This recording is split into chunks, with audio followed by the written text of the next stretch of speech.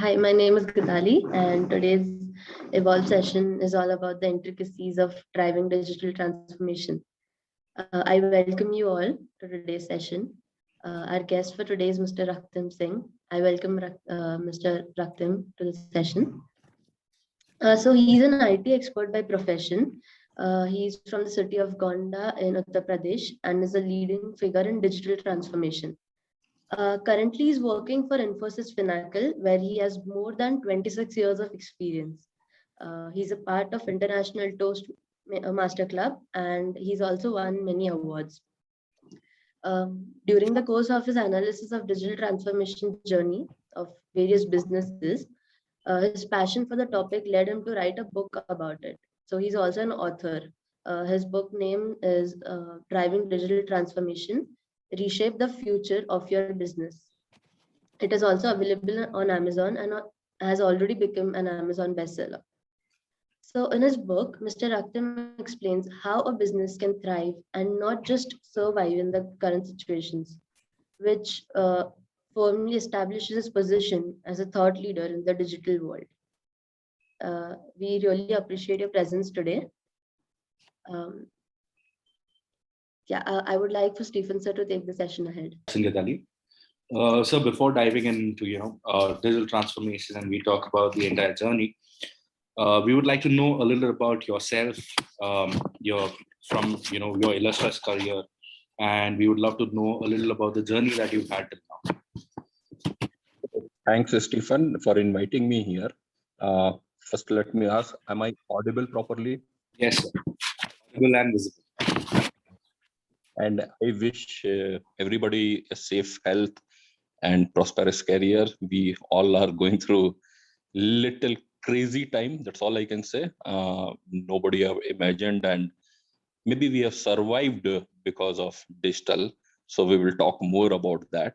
So once again, thanks Stephen and Ayoro for inviting me here. And as Geetali mentioned, so I am from Gonda, which is a city near Lucknow and Ayodhya. I have done my 12th in Gonda.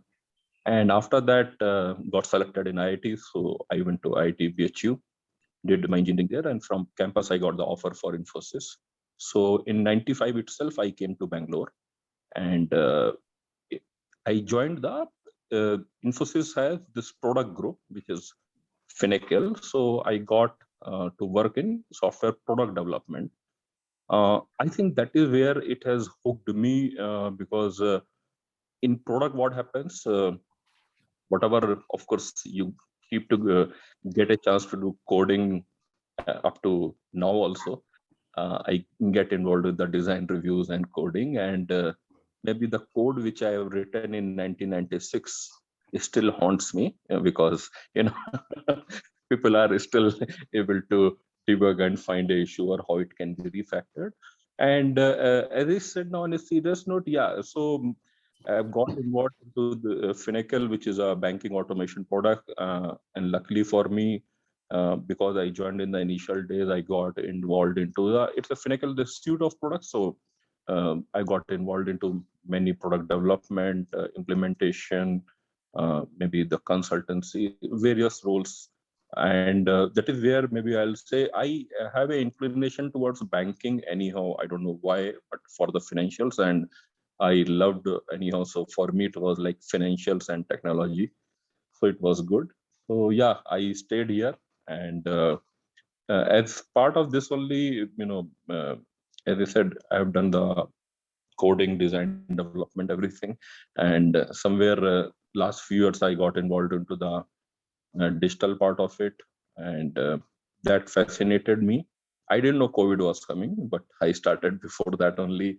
I started writing on LinkedIn. And and I read a lot of books. So you can say every week I read one book. So that is what my Kindle is as of now. So I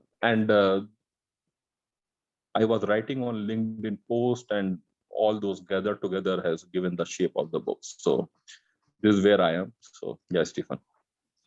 Perfect, sir. So we've already got our copy of the book in office. Great. And going through the book, the thing that I like the most about the book is the practicality of it. So for every topic that you've given, be it a very what I would say a very Indianized topic called digital jugaad that you've given, or cooperative, the approach of being cooperative, and these are very basic concepts that we does come to our mind, but we never give it a thought. And the practicality of what is given in the book is something that I really loved about. This is something that we are promoting within the company, but I hope everyone picks it up. Coming to the book and its audiences, you're talking about digital transformation. So let's first pick up the negative of it. Digital transformation is a word being thrown around for, right from, you can say, 1990s to the current scenario. Let's come down to why it fails in enterprises. Because I'm pretty sure when you started your career, the concept of digital transformation then and the concept of digital transformation today is very different. So we'd like to know more about that and your thoughts.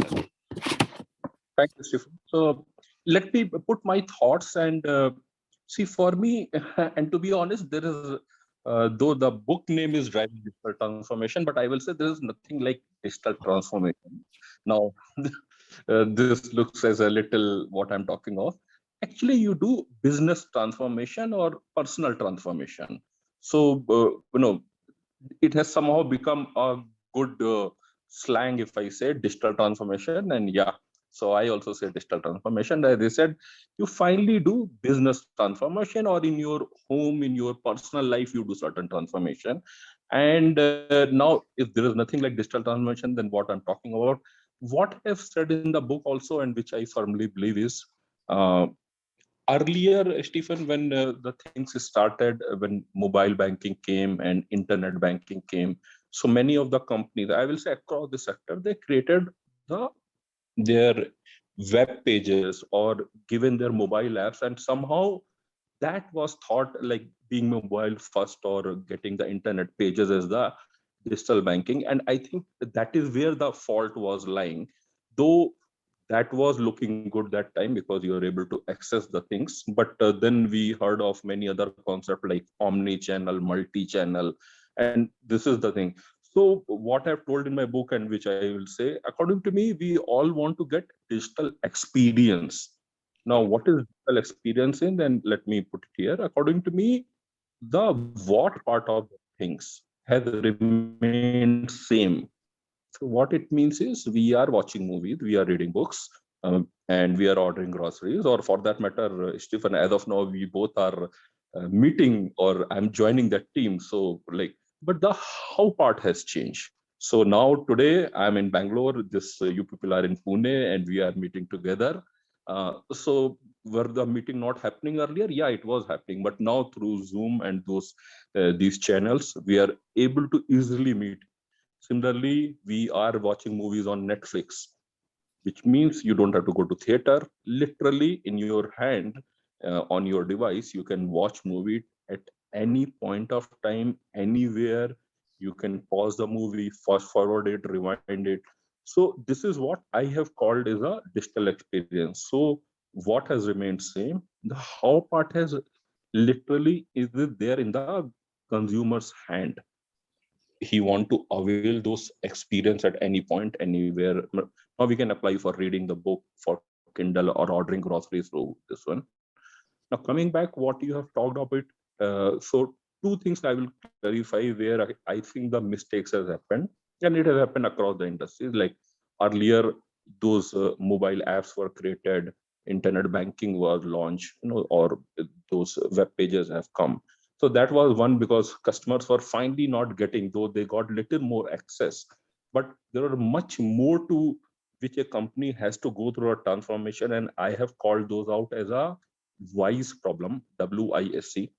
And let me explain. First, I have said that before we go to the technology part, we all have to understand why your company exists. So that is the W. So I will explain WISC. So first is why. And let me give an example here. For Nike shoes, they say that for them, they are making sure that their customers are healthy. Now for that, you require running. And for that, we will provide you shoes by which we will show you how much calories you have burned. You can listen music because there's some smart device in your shoe. So if you notice, and that's why this is what is the Nike shoes, this is the why. Similarly, if we take other example, Uber. Now, what I was reading for the Uber, they have said their aim is to make sure that a customer is able to move from place A to B in a very comfortable, cost-effective way. And in some countries, they have tied up with the local transport authorities. So what it means, Uber will help you to take Uber cars for the first mile and maybe last mile. In between, you can go to the local transport because that may be more cost effective and beneficial. So this is what I think they have changed. And now we extend this for a Netflix. I think for them, it's like wholesome family entertainment in your home. For the Apple, it was that power in the common man. You don't have to buy those big boxes or even the personal computer, literally the phone you get it. So this is what is the first. I think for all of us, we have to, whichever the industry we are in or where are, first you have to understand what is the why of your company, because customer needs will keep on getting changed. And if you have not selected your why, you may do one transactional basis something, but it will not be long-term strategic. Second, I have talked of I, which is integration with external ecosystem, and that becomes very important. And I'm sure your company and you must be expert into that, because I've gone through the website and the APIs, what we have talked about, the microservices. So, but let me just put it here, like uh, as part of my book, when I was researching, and then I realized Mercedes-Benz or Daimler-Benz, uh, they have fantastic page for API sandboxes, and where those APIs can be, used by developers, and then sort of you can make your own smart card within the Mercedes ecosystem. So those APIs are exposed now.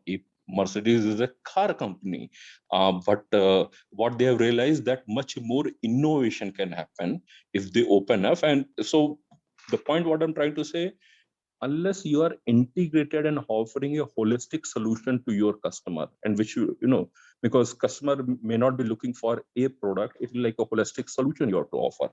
So you may offer 70% of the thing or 80% of the thing, but other things you have to be ready to integrate with other microservices. One way, there can be other ways also. And some other examples are there, though I don't know the latest data, but what I know, at least some time back, Apple was one of the biggest consumer of Samsung chip, though both are competitor. I don't know the latest data, but I know sometime back it was true. And similarly, even Netflix, majority of their streaming thing was hosted on Amazon Web Services. So if you look at it, they also joined hand in certain places together, and they were able to offer a holistic solution. So this is what the integration, and we can go on many that, like with your partners, with other ecosystem, how you can do the innovation. Third part, what I said is the silos, which is the S. So in any company, it is true. Their silos come into picture. It can be because of technology silos. It can be people silos. It can be policy silos. So there are different departments in each company. And again, I know it's because I have been in the corporate world and my friends are there. So we all know that silos come, variety of the reasons it comes. And if I take some examples, what has happened in certain industries, what I know, which is started, let's say, computerization, which I call it, in the early 60s, 70s, 80s. Now what has happened, they have bought different system at those point of time whenever they got it. Now they have plethora of systems that itself become a problem. So just think of it, because they started early the journey, now they have many systems, and many times maybe a CTO or CIO job is just to make sure that you're able to get a 360 degree view of the customer by somehow tying up the system with the pupil, or sometimes it will just not come up, that getting a report, a 360 degree view of the customer is a Herculean task, because data for the same customer prospect or whatever you call it is lying across the system. So as I said, silos can be in the pupil, in the system, in the policy. You have to break that. And fourth is the environment and culture. So of course, culture, it's, we have heard of it. And I'm sure you all must have gone through some point. What I have mentioned in my book and which I feel are important here is the agility, the ability to fail. Now, of course, we all say that we encourage failure in even, but the truth is, customer will not pay for your failure. But we say failure is important. Now, where is the secret sauce? What at least I realize, fail fast, learn fast, scale fast. That is the only way. If you are not failing, it means you are not innovating, you're not experimenting. But if you fail big time, customer is not going to pay. Even I will not pay for your failures. It's that simple. But the trick is that you should have really that culture in the company of failing fast, learning fast, scaling fast. And please don't repeat the failures. That is the other thing. So this is the main thing I will say. And then how do we define the soft skills? How do we appraise? How do we, when we are interviewing people or recruiting people, do we check soft skills? So one of the example I've given in the book, that maybe when let's say if you're hiring for technical, but we all know teamwork is important and soft skills is important. Maybe put those people in a room which are newly coming here for interview, give them some object and tell them to decorate the room. You will come to know whether there is a teamwork, because they don't know each other. So whether they are working together, is somebody taking the lead or somebody has given up, like what this work has been given. Or some people may beautifully do something, then you will know he has some lateral thinking, because we all know some normal question paper of C, Java, or Angular and those things. Yeah, they will crack. But the softer skill, so like they are just solving problems, or they are discovering the new possibilities also. You may not have thought of that. Maybe this object can be used like this in decoration. Maybe they will come up. And this is what I think we all are looking, those type of talent.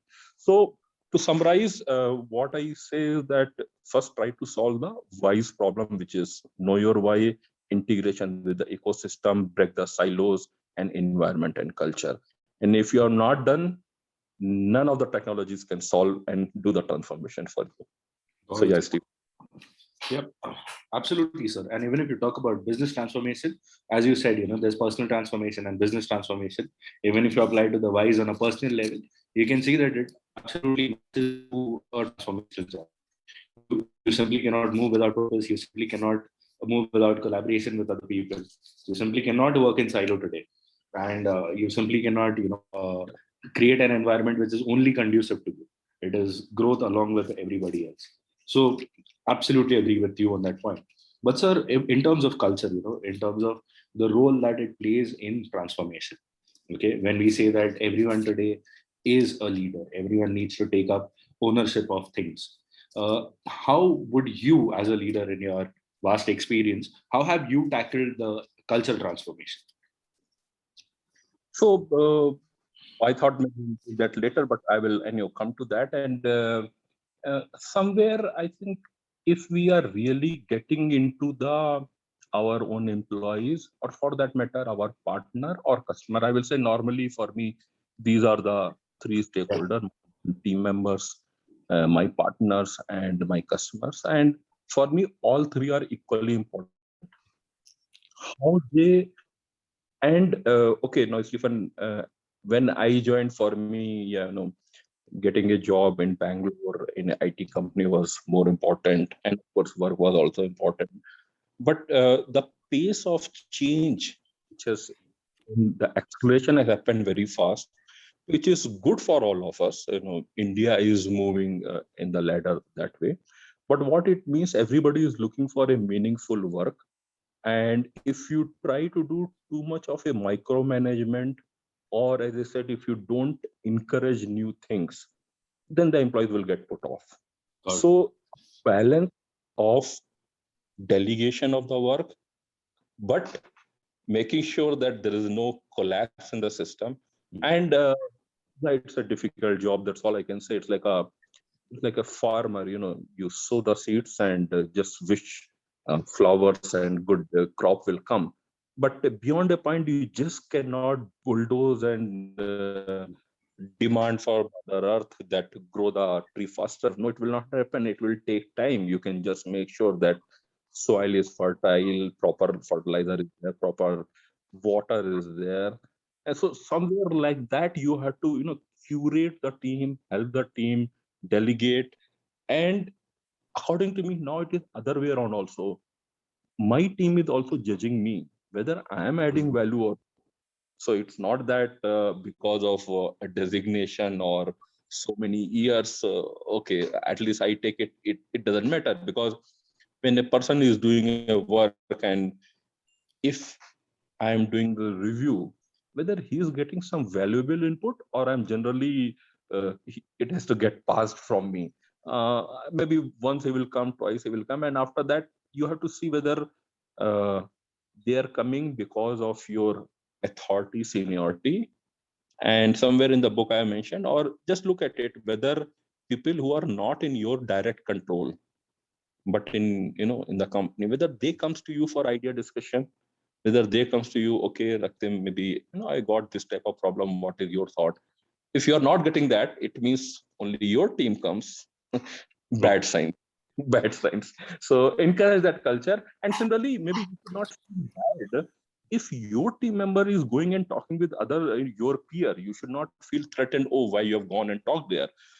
Yeah, good idea, let's work on it. And if you are into the credit grabbing, that I have done it, maybe you will succeed once, twice, and after that everybody will see. So I think that culture, and respect your team members. They will be coming with idea, they may be going to somebody else for the idea, they may come and tell. And it has happened with me where people have said, Raktim, this design was uh, crappy. I was like, okay. And they told me these were the bottlenecks. I said, yeah, this makes sense. Like, how do you identify it? And in that case, they have discussed, identified. But once they knew that work is important and Raktim per se is not, holding on it, I think that is the culture. And sometimes it will be difficult. To be honest, it's not easy. It's not at all easy. But if you have to survive, if you have to really grow, innovate, these things are required. And I take it in each session. It's a learning for me also. When a person, I check with him whether you got a value, because you sat with me for half an hour. It's my time as well as your time. Whether you got your useful input, what you're looking for it, or it was you just wanted a check from my side, then it's not, I'm not needed. It's okay. I mean, don't worry. So I think these are some of the things I will say. Perfect, sir. A constant state of feedback and learning is, crux of everything. Now, talking about crux, what according to you would be technological pillars for digital transformation in an enterprise? Yeah. So I have defined those as a acid. Again, this one, artificial intelligence, cloud, Internet of Things, and data. I'm sure you all are working on it, so I need not tell too much, but I just want to touch upon on some points. Let's say I will normally, though I put the word asset, but I go in reverse order because that way it helps in explaining. So data, yeah, we have heard of it, that data, structured data, unstructured data, or NoSQL database, and how to be stored. And I think that field has evolved. One thing which I realize, it may not be still happening, and which is a little bit of privacy regulation, and it's a mix of the thing. See, what I realized, when you try to gather data in an active way, let's say, if you ask me directly, Ratim, how is the thing going? Or if I ask you directly, Stephen, how is the thing? Normally, you will get an artificial response. Of course, you will say things are good, even though, and this maybe you can now apply in when forcefully somebody send you a feedback form, let's say in a hotel or anywhere, most likely you will, unless experience was extremely bad or extremely good, you will normally give. So the point what I'm trying to say, though this field has evolved, but that many times still I see the feedback form or customer satisfaction survey, those forms getting filled, which to me sometimes it is artificial, it becomes. Look at the passive side of it, and which I know it's what I earlier said, little regulation and little privacy also, because when you are passively collecting the data, you have to take the consent from the customer. That I agree. But if I little bit of that, I give you example. Uh, in a shopping mall or whatever. Now these days we are going less, but if you're going there and in a shop, if you're connected to the shopping mall Wi-Fi, Yeah. okay, so that way you will really come to know how many people were there in the shopping mall who can afford a mobile phone, connect to Wi-Fi, and maybe if they've gone to certain application search. Now, this is the passive data collection, and I'm not at all encouraging that.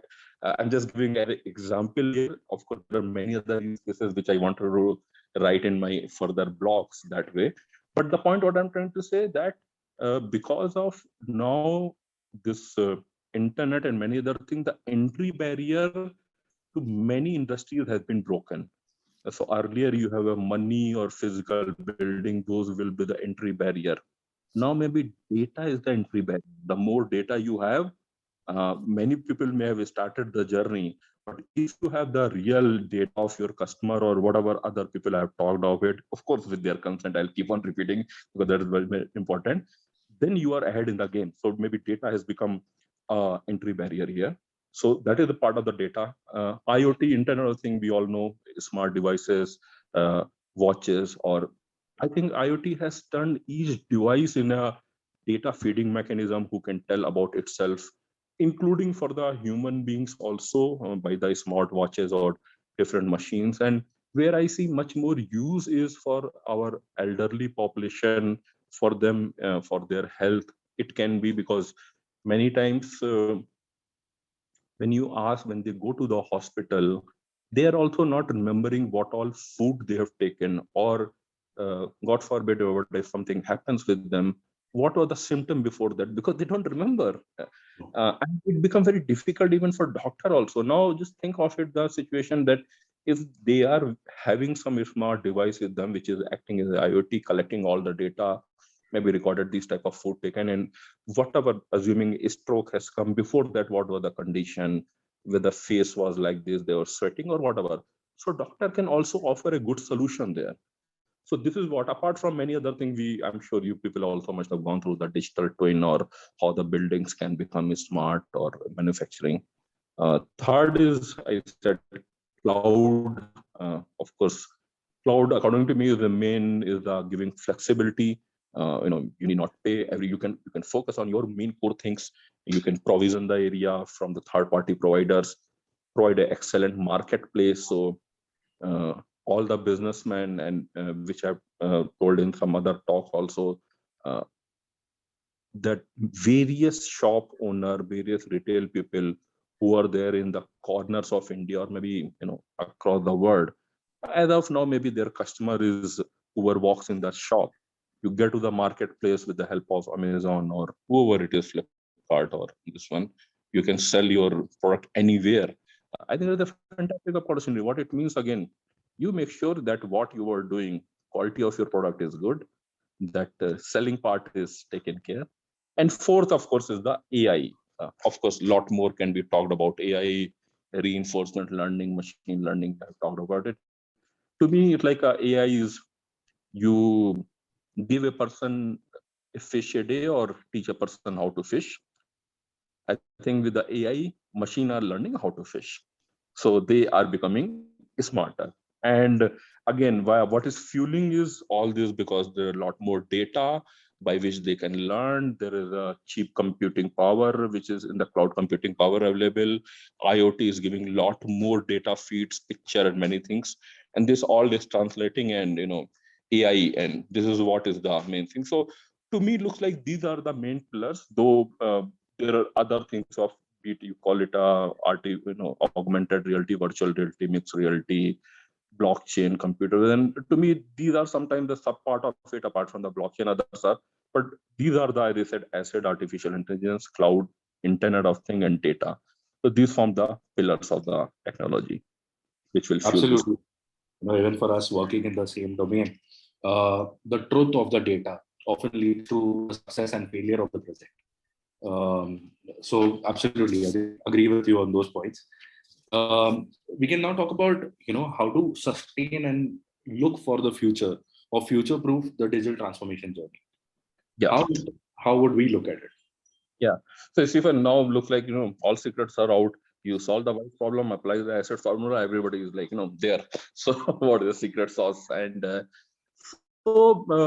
I have looked upon and talked about the fan companies, which is like I call Facebook, Amazon, Netflix, and of course now there are many other companies, but I started with that. And something like that, I have talked about the digital anthropology in my book, and that I wanted to, because to me, as I said, these asset will be there, blockchain, some more things will come, and then we can talk about AR, VR, and computers and many other things. So those will be sort of subset of AI, or AI will improve. So, but how you will apply? So first, let me put what is digital anthropology, which is like it's the anthropological study of relationship between human and digital era technology. This is the definition. And let me dissect here for this one. So though this is the definition, first let's understand the anthropology, which is human evolution, how it has happened. Our ancestors were there, agriculture was the prime thing, and then our post that, maybe when the steam was discovered, steam power became main things. So what I read is that earlier when they were manufacturing, building the plants, those plants used to be near river.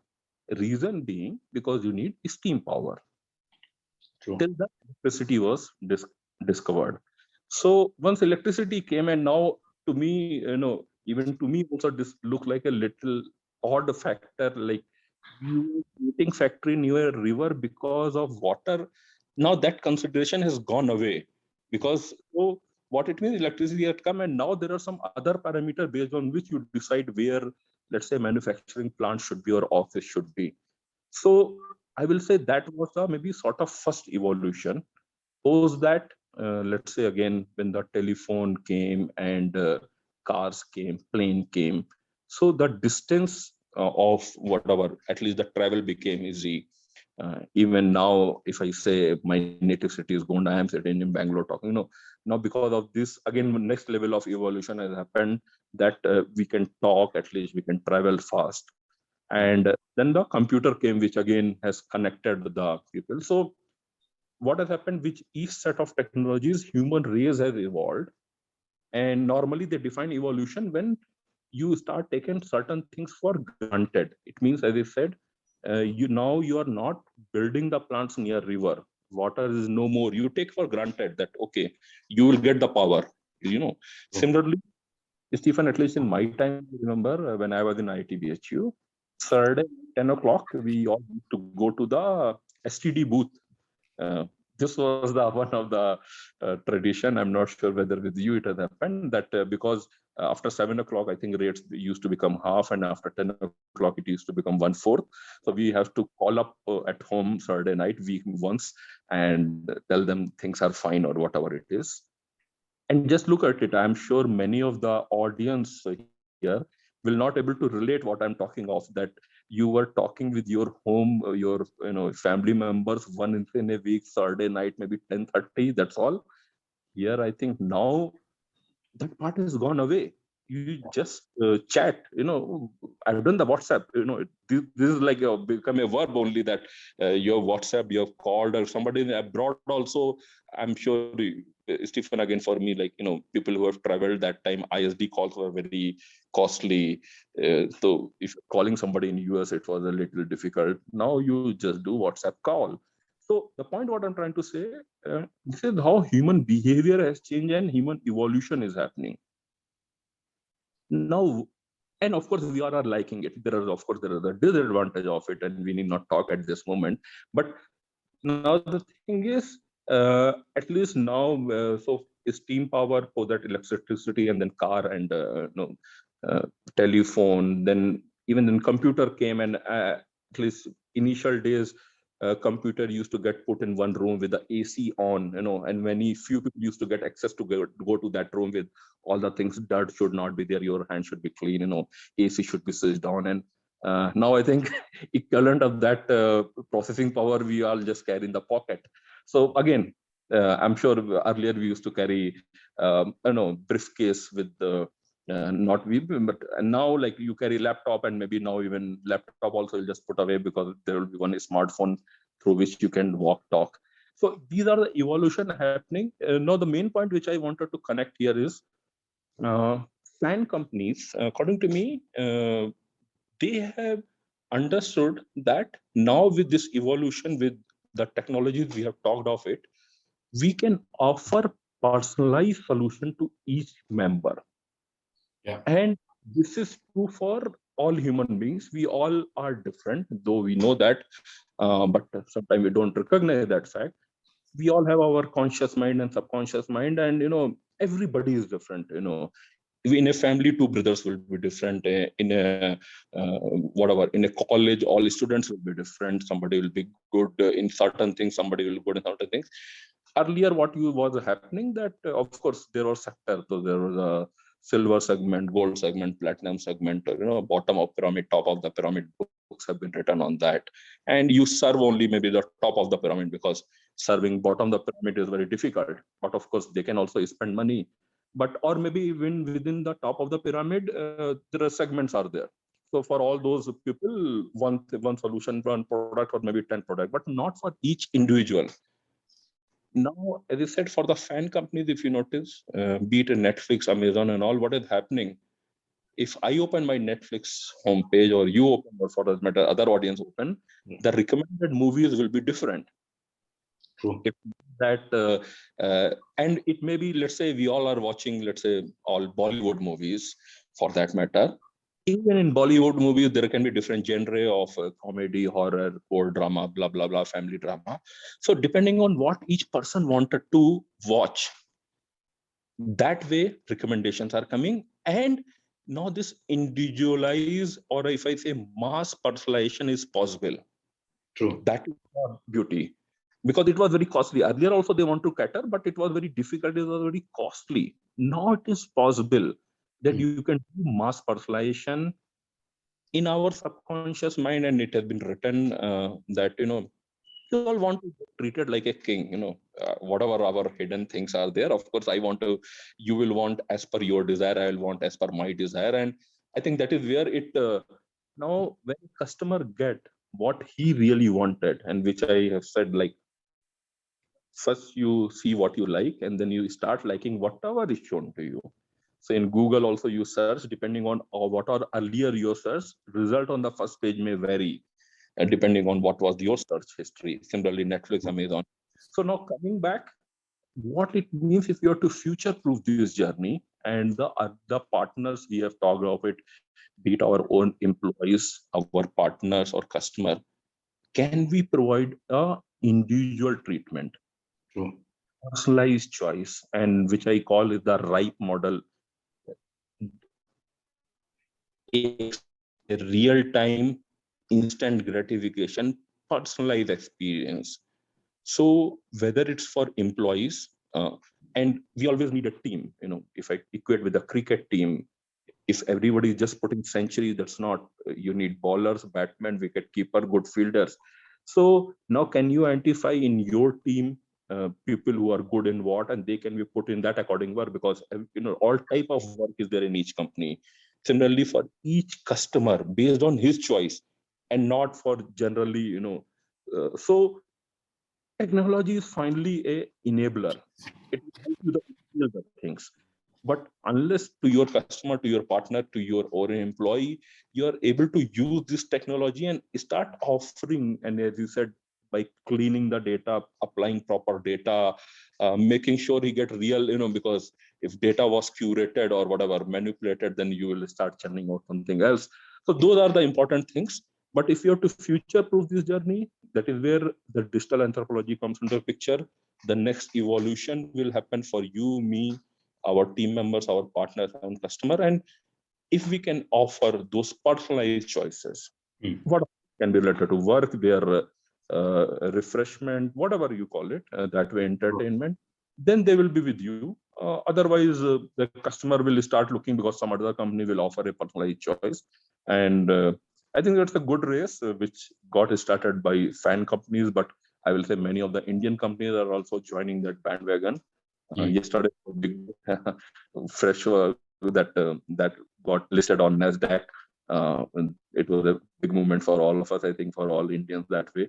So I think, yeah, we are there. But if you have to future-proof the journey, keep the technology asset part in mind, solve the voice problem, but keep digital anthropology also in the mind and work accordingly. Absolutely, sir. I think Anupam and Anirudh are there in the conversation. We recently had a topic, like we are creating a digital multiverse, and there is avatars. So my Spotify avatar might listen to Rag Gandhari, Rag Abhyari, but my reading avatar might read horror flicks. So it's going to be the race to who gets more customized and more personal. Yeah. And even services companies like us, we were thinking of, what do? We exactly are cyborgs. We are tech and humanized approach together. So a cyborg is something that puts on the best suit for the best kind of situation, but there's a human at heart. So yeah, these are conversations that, even come down to us, but we try to be a little trendy and word savvy over that. But absolutely agree with you, sir.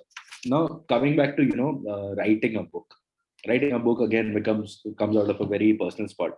I've read a little of your book. I've not completed it, but while reading it, I realized the practicality of it. Okay, that only comes from years of experience.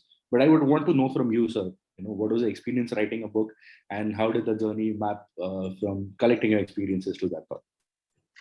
Yeah, Stephen. So I think, two things have forced me. One is that as I said again, my native town is Gonda. I have many friends who you can say they are from the non-technology background. They are not in the IT sector, and then many other friends are there. And what I was realizing that somehow we technology people, I will say myself, have made this IT sector or the things we have just not talked about, they're like a rocket science, it's a big thing. And I was like, okay, of course it works for a certain way, for certain companies. But if really we have to connect with each individual, you just cannot be talking and let's say, and many times, be it a cloud or blockchain also, or many things. Sometimes that has become a destination, that I'll move to the cloud. Why you want to move to the cloud? Do you know what are the advantage or disadvantage, and whether you should be even moving to the cloud? Or similarly blockchain, because that is one of the other hot topic I'm seeing, Bitcoin, and and blockchain like will solve all the blockchain is the solution. I'm like, boss, what was the problem?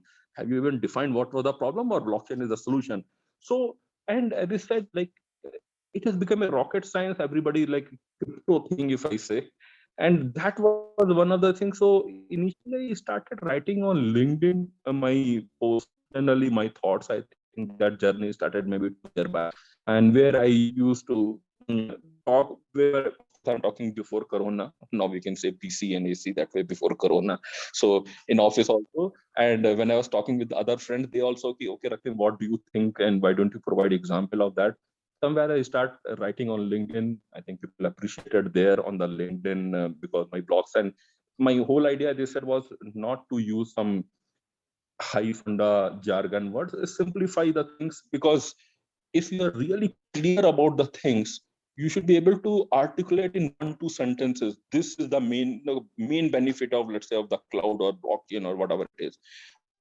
Otherwise, you can all talk off, and I've been part of the industry. There are many other jargons that you can use. So I think this is where that when I started liking, people start appreciating also. So, and then I realized, why not write? And to me, many things were very obvious, let's say, even for the cloud and all. But I realized, given the example of SME sector or the retail shops joining marketplace like Amazon, it was still not very smooth thing in their mind.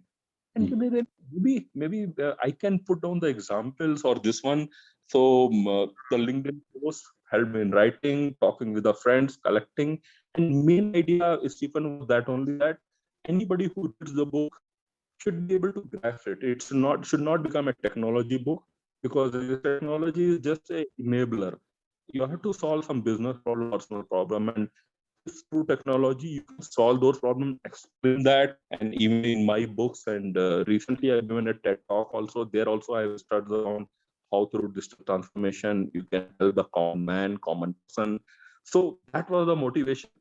Can I articulate and help my other friends in the society through technology and no jargon, simple, just explain that they can understand. So that was the motivation of writing the book, and this habit of maybe in the LinkedIn writing, because as I said, two things are there, like I watch movies, I read book every week, and I write. So these are the some of the things, and of course I travel, which of course has stopped.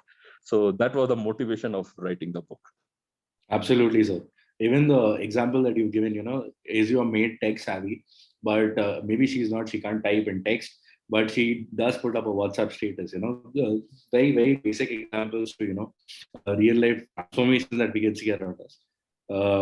It's absolutely a fun book to read. Just sir, one last question, and maybe we can move on to questions and answers from the audience. This is something that we ask almost all our audiences on Evolve. What does learnability mean to you? And do you have any advice for all the leaders present in, the meet? We call everyone leaders because we hope to see leaders for our country tomorrow. So do you have any advice for them? And where does learnability come for you? Where does it stand for you? Okay, so I'll try to answer in my way, and again, I'm going to take some examples which are not my example. These I have read somewhere, and but I found those examples very powerful, very relevant. So first, let me examine with my real thing. When actually I have done BTech in mechanical, and I was joining Infosys that time, which was a software company based in Bangalore. And that time I went to one IIM Lucknow professor and asked him whether I should join and what all languages I could learn. At that time, C was very hot language, the Java has not come out, it was just coming. So he told Raktim, you should learn how to learn. And I was like, what does it mean? And frankly, that time I have not fully understood, but what he said, these are the two fields which will evolve, and it's not that you will learn one language and you will, you have to keep on learning. And I was okay, maybe he's talking something, but anyway, I learned. So now I changed it a little bit. I think you should learn how to unlearn and learn new things. These are the things. An example I will quote here, and which I said again, not my example, I have read in the books, but which are very powerful. You can imagine yourself, let's say a goat is there in a grass field tied to a tree. The two ways are there. And this is what is come to the self-awareness, which I will talk about in the learnability. Goat can look at the field and crib, lot of grass is there, I can't eat. Or it can rotate whatever along with the rope, eat at least that the grass in that field, whatever that circle, maybe some more grass will come, or maybe goat will get more strength and it will untie the rope and then can eat. So the part what I'm trying to say, the first is the self-awareness of, I will start in the learning, whether you know yourself or no. And I keep on saying, like, Stephen, for you and me, I can at least joke. I'm sleeping with Raktim maybe for last 48 years. The truth is, I only can know myself. My parents, with all due respect, with my managers, with my teachers, they may have spent some hours with me, or if I calculate 48 years into 365 days into number of hours, only I have spent all my hours with me. I only know how I pass each exam. I only know whatever, So first is the self-awareness, and don't compare, because everybody is different. That is a mistake. So according to me, first learn yourself. Do you even know yourself, what you like? Your friends may be going abroad, but do you really want to settle in abroad? Maybe no. It look lucrative. You may be happy eating Indian food. At least for me, it is true. I love eating Indian food. Yeah, pizza and burger are fine sometimes, but okay. So this is the first thing, self-awareness. Second is okay, let me take an example there. Again, as I said, it's which I've read somewhere. Let's say there are person A and B, and they want to learn music. Both put 5 hours each. Person A practices for 5 hours daily. Person B also put 5 hours, but what he does, he practices for 4 hours, and 1 hour he spent retrospecting what went right, what went wrong, what he should do tomorrow, or maybe take feedback. Now, if you notice, daily, each person is spending 5 hours only. But one person is spending full 5 hours in practicing, other person is spending 4 hours practicing, 1 hour in retro introspection, taking feedback. I think it's almost obvious who succeed in life. So this is the retrospection, taking the feedback and adapting to it. Because again, as I said, feedback will be sometimes harsh, you will not like it. Third example I will say is the pattern finding, and which is the abstraction thing. Now, if I take an example which I've read, let's say there are a person A, B, C who became hungry in the night and they went searching for a restaurant. Let's say they got some restaurant called Sunny Restaurant. Now, person A has learned that if night 10 o'clock, you need food, you can go to Sunny Restaurant, you will get a food. Person B notices that this restaurant is near a railway station. So what it means, if I go to another city, all the restaurants shops which are near railway stations will be hopefully open, so I can get food there. Now, person C realizes railway station is a transportation hub. So if I go to a place where either a bus stand is there, or railway station is there, or airport is there, near that shops which are there will remain open, so I can get the food.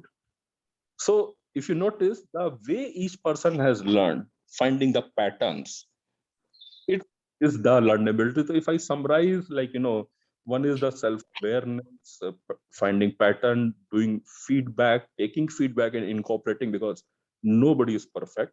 And that is what, according to me, is the learning. And the more difficult part, at least for me, I will say, is the unlearning things and learning new things, because this is true for our generation.